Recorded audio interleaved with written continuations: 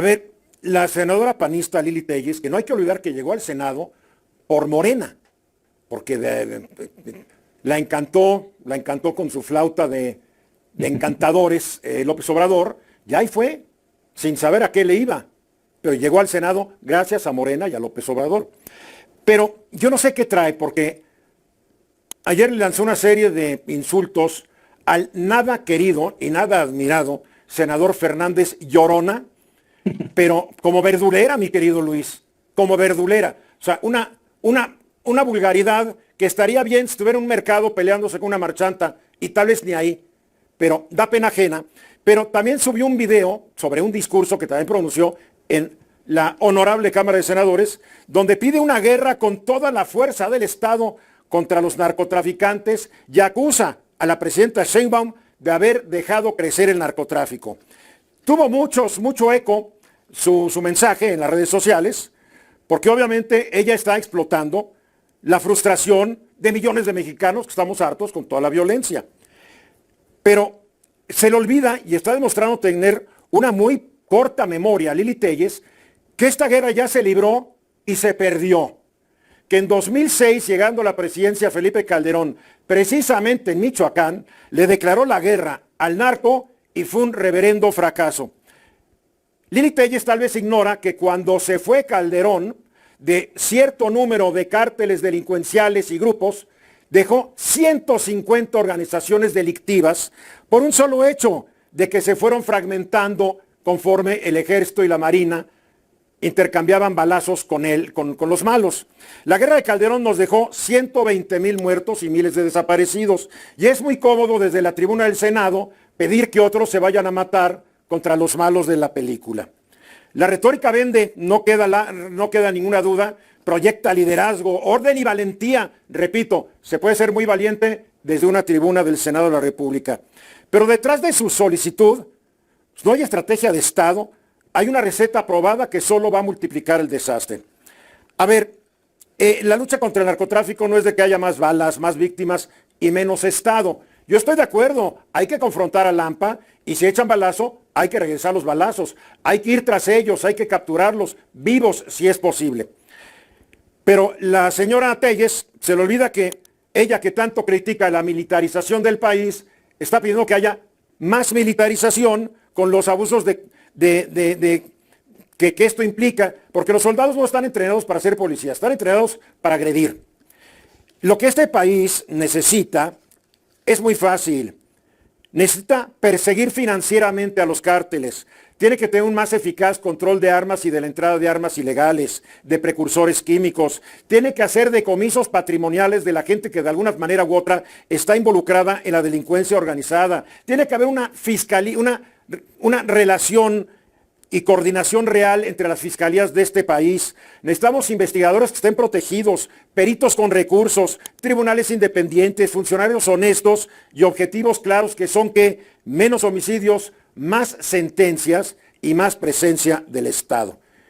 El combate al crimen no empieza en los cuarteles, sino en los tribunales, en los bancos.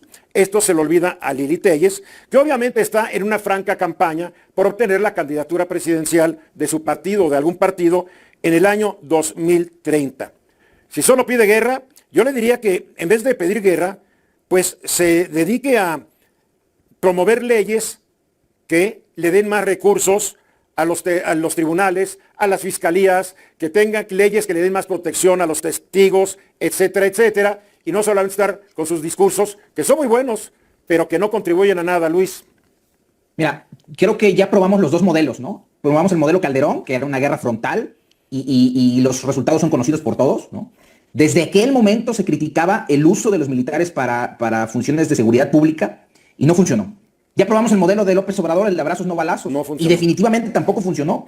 Entonces, no es que, como no funcionó este último modelo, tengamos que regresar al primero porque probablemente ese ahora sí funcione. Definitivamente coincido contigo, con más balazos no se va a resolver. ¿Cómo se va a resolver? Como bien lo señalabas, se requiere que no exista impunidad. Mira, hace poco leí un libro que escribió un juez de Italia que le tocó vivir esta guerra que tuvieron contra las familias italianas, contra la Cosa Nostra italiana. Y él relata cómo fue esa operación de Estado para empezar poco a poco a abatir la criminalidad en Italia.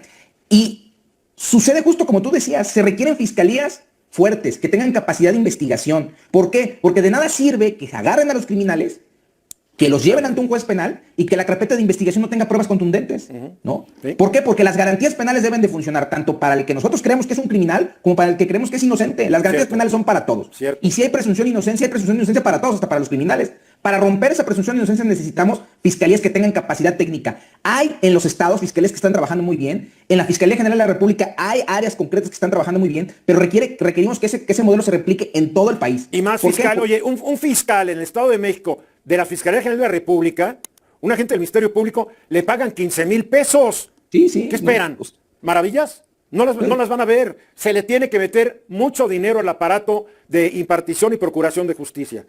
así es, para acabar con el crimen organizado, para acabar con el crimen de este país se requiere que no exista impunidad. ¿Por qué? Porque si los agarras y al poco rato salen, van a volver a delinquir, ¿no? Como dices tú, si pasa como pasaba con Calderón, que los matas en caliente, sin un debido proceso, Terrible. pues lo que genera son más células, porque estás matando las cabezas y al rato vienen otros. Entonces es un cuento de nunca acabar. Se requiere que exista la capacidad del Estado, que quien vaya a cometer un delito sepa que va a ser castigado, no que puede ser castigado, que va a ser castigado. Creo que ese es el gran pendiente. Mira, la guerra de Calderón multiplicó el AMPA, multiplicó la cantidad de grupos. Solamente en Michoacán no sé cuántos grupos hay.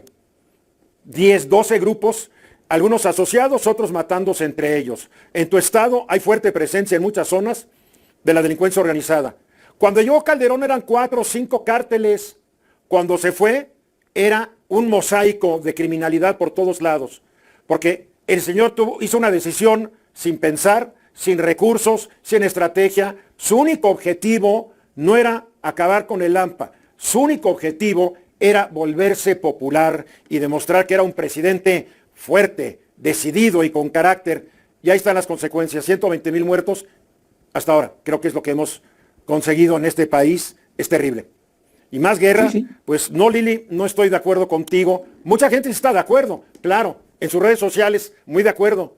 Ahora váyanse a dar de balazos, porque además le estamos pidiendo a los soldados, marinos, guardias nacionales, que vayan y hagan una tarea francamente ingrata por nosotros. Pero no se nos olvide, ya lo dijiste tú, ya lo dije yo, juzgados que funcionen, que tengan recursos. Digo, tú entras a un tribunal, tú te la ibas entrando a tribunales. ¿Cómo está su infraestructura? No, en muchos casos deja mucho que desear. No, pues digo, yo he entrado a tribunales donde no tienen ni archiveros, están todos los folders, todos los casos tirados, arrumbados junto a la pared. Se necesita una gran revolución, una gran reforma de los aparatos de impartición y procuración de justicia. Necesitamos policías bien pagados, no ganando Sí. miserias, porque me encanta cuando un gobernador llega y mis policías ganan 17,000 pesos. A ver, gobernador, vive tú con eso. Sí. Digo, es lo que te gastas un fin de semana con tu familia, gobernador, con tu pequeño sueldo. Muy bien. Luis Rodríguez Alemán, espero que sigas pasándola muy bien allá en Jalapa. ¿Cómo está el clima? Ya ha sido frito.